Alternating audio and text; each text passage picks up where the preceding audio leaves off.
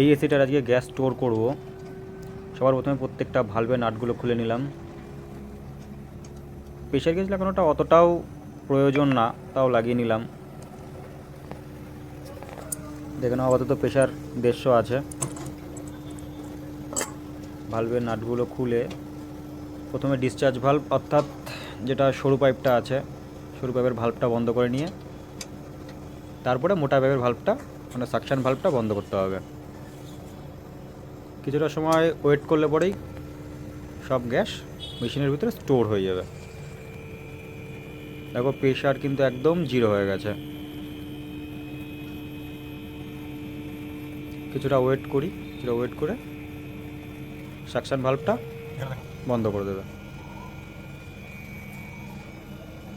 আইসে দেখো আইসে চলে এসছে।